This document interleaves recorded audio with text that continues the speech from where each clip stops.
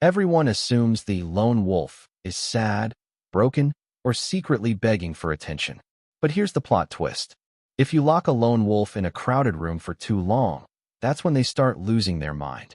Because the strangest part about the lone wolf brain is this. Isolation doesn't drain it, noise does. Silence doesn't feel empty to them. It feels like clarity. While others need background chatter to feel alive, the lone wolf's mind switches on when the world finally shuts up. And once you understand why, your entire personality suddenly makes sense. If you're watching this, there's a good chance you've heard at least one of these before. Why are you so quiet? You should go out more. Are you okay? You're always by yourself. And every time, you smile, nod, and think, I'm actually doing great. You're not shy. You're not awkward. You're not scared of people. You just don't enjoy talking unless there's a reason. Small talk feels like chewing gum with no flavor. Lots of movement. Zero nutrition. You can be social when you want to be.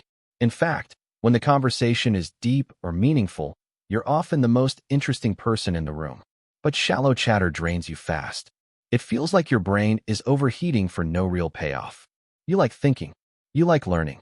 You like doing things alone because that's when your mind feels sharp and calm at the same time. Being alone isn't lonely to you, it's restful. Still, sometimes doubt creeps in. You wonder if this personality will hold you back. If you're missing opportunities. If everyone else got the How to Be Human manual and you missed that chapter. You watch others seem energized by crowds, constant messages, endless interaction, and you think, why does that exhaust me instead of excite me?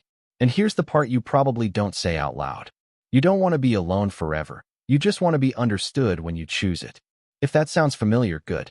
This isn't about fixing you. It's about understanding how your mind actually works and why it's more of a strength than you've been told. The biggest mistake lone wolf types make is assuming they need to change their personality to succeed. So they try to balance themselves by forcing habits that look productive on paper but feel terrible in real life. They say yes to every invite. They stay in group chats that never stop buzzing. They sit in meetings where nothing gets decided, just vibes and opinions flying around. And afterward, they're exhausted, irritated, and weirdly less motivated than before. Then comes the self-blame. Maybe I need to be more outgoing. Maybe I need better social skills. Maybe I'm just bad at networking. But here's the uncomfortable truth. Most advice isn't made for the way your brain works. The world loves loud productivity. Talking equals progress. Movement equals success. If you're quiet, people assume nothing's happening upstairs. So you overcompensate. You talk before you're ready. You give half-formed opinions just to stay visible. You jump into collaborations that drain more energy than they produce. And ironically, that's when your confidence drops, because you're acting against your natural processing style. Another classic mistake is confusing solitude with isolation. Isolation is avoiding life. Solitude is creating space to think. But because people don't understand the difference, lone wolves often swing between two extremes, either completely disappearing from everyone or forcing themselves into constant social modes that burn them out. Neither works. Even productivity advice makes this worse. Brainstorm out loud. Always be available. Think fast and speak faster. For a lone wolf, that's like being told to run on a treadmill that never turns off. Your best ideas don't show up when you're rushed or watched. They show up when you're alone, unhurried, and mentally safe. The mistake isn't being quiet. The mistake is trying to function like someone whose brain is wired for constant stimulation. You're not broken. You've just been playing the wrong game, with the wrong rules, and then wondering why it feels so exhausting. Under all of this, the lone wolf isn't chasing isolation. They're chasing mental freedom. The freedom to think without interruption. The freedom to move at their own pace. The freedom to make decisions without 10 voices in their head. It's not about avoiding people. It's about avoiding noise. Deep down, you want control over your inner world. You want your thoughts to feel clear instead of crowded, calm instead of scattered. And when that happens, confidence naturally shows up. Not the loud kind, but the steady kind. You don't want to prove yourself to everyone. You want to trust yourself quietly. That's why independence matters so much to you. Why forced interaction feels suffocating. Why meaningful conversations feel energizing instead of draining. The goal isn't to become louder. It's to become aligned with how your mind actually works. Once you see that, Your personality stops feeling like a limitation and starts feeling like a strategic advantage. Here's the core insight, the thing that changes how you see yourself once it clicks. The lone wolf brain is built for depth, not for volume. Most people process life horizontally. They gather lots of information, skim across ideas, talk things out, react quickly, and move on. It's like scrolling endlessly through social media, tons of input, but shallow engagement. Your brain doesn't work that way. Your mind goes vertical. Fewer inputs, more depth, more internal processing. You don't skim ideas, you dive into them. You don't react instantly, you analyze quietly first. Think of it like this. Most people run on a busy open office. Phones ringing, people chatting, whiteboards everywhere. Useful for quick collaboration, but chaotic. The lone wolf brain? It's a quiet research lab. Lights low, door closed. One problem on the table. Deep focus. Neither system is better in general, but one is clearly better for certain tasks. And the mistake happens when you try to force a lab brain to work like an open office. This is why silence doesn't bore you. It activates you. When you're alone, your brain does background work. It connects ideas you didn't realize were related.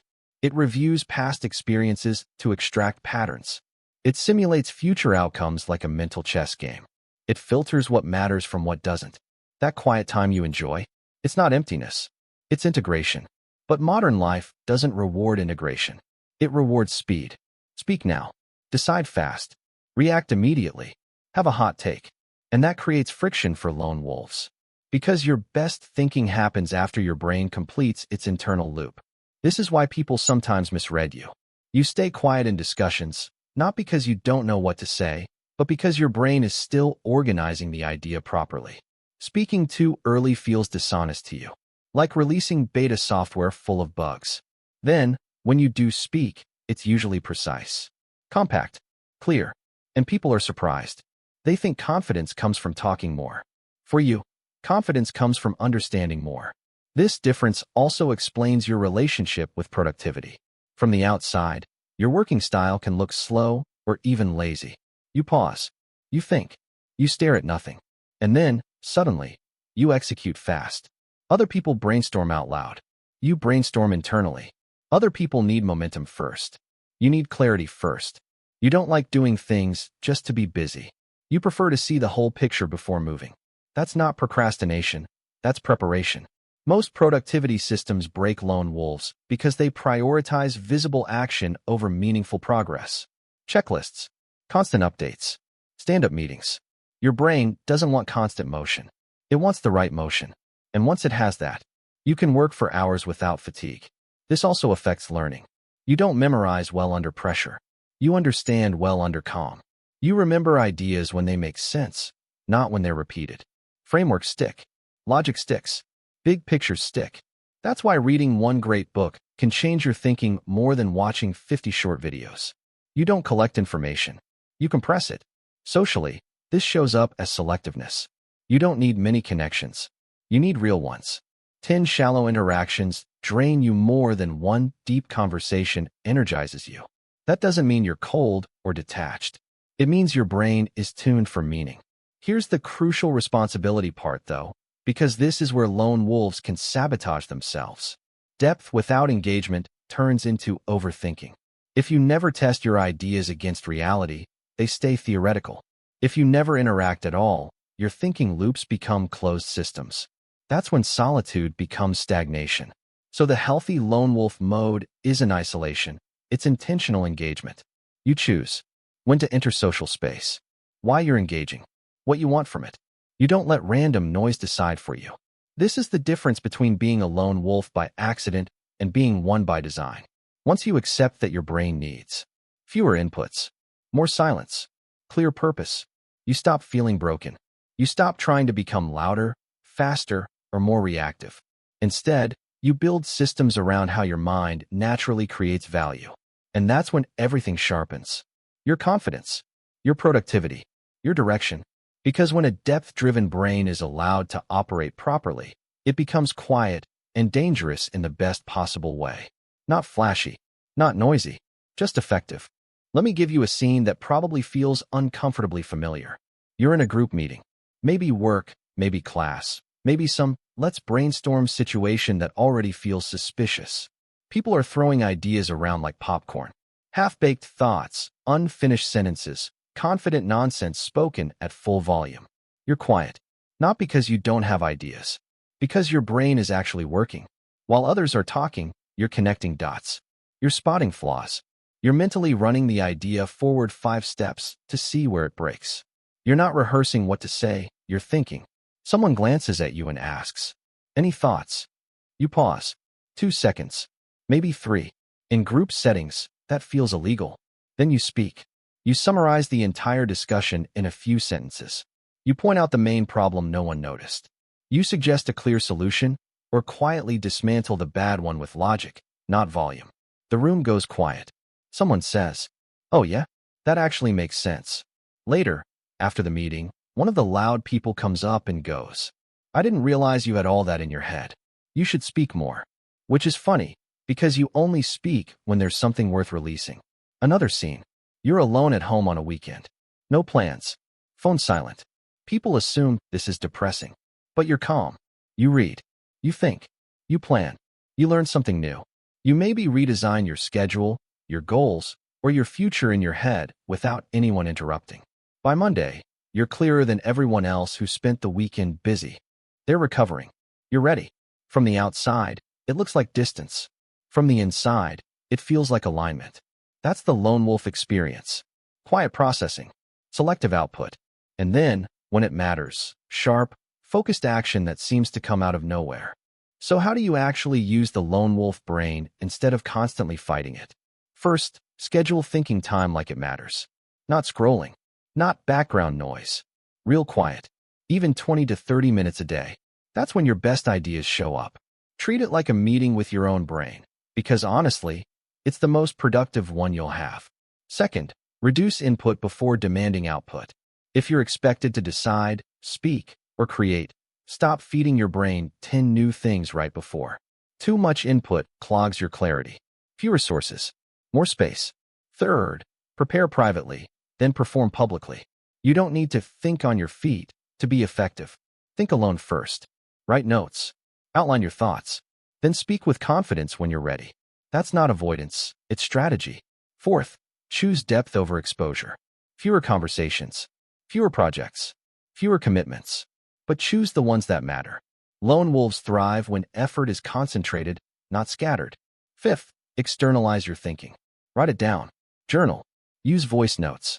Your brain becomes clearer the moment ideas leave your head and exist somewhere real. Finally, exit guilt-free. When your energy dips, step away. You don't owe constant availability. Protecting your mental space isn't antisocial. It's self-management. You don't need to change your nature. You need to design around it. Once you do, your focus sharpens, your stress drops, and your productivity finally matches the way your mind naturally operates. Here's a simple trick to lock this idea into your memory. Imagine your mind as a sound mixing board. Every person, task, message, and obligation is a slider. Most people leave all the sliders pushed up, background noise everywhere, constant stimulation, mental static. The lone wolf brain? It works best when only a few sliders are on. Now, whenever you feel overwhelmed or drained, picture yourself reaching for that mixing board. Ask, what's making the most noise right now? Does this deserve full volume?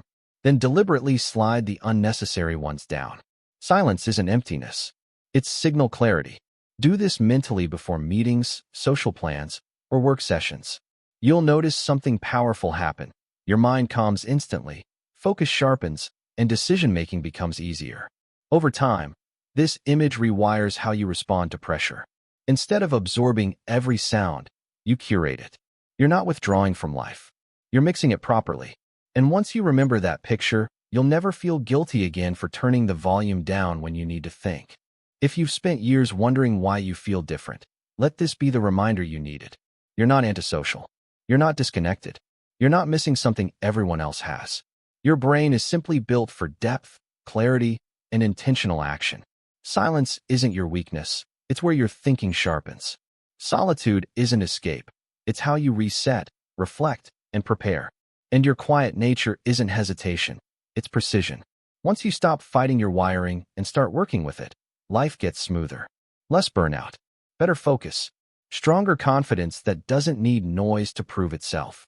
If this video made you feel seen or finally understood, you're not alone in that experience. Even if you like being alone most of the time, slightly smiling face. Stick around if you want more ideas designed for deep thinkers, quiet builders, and people who move intentionally through life. Until next time, protect your mental space. That's where your edge lives.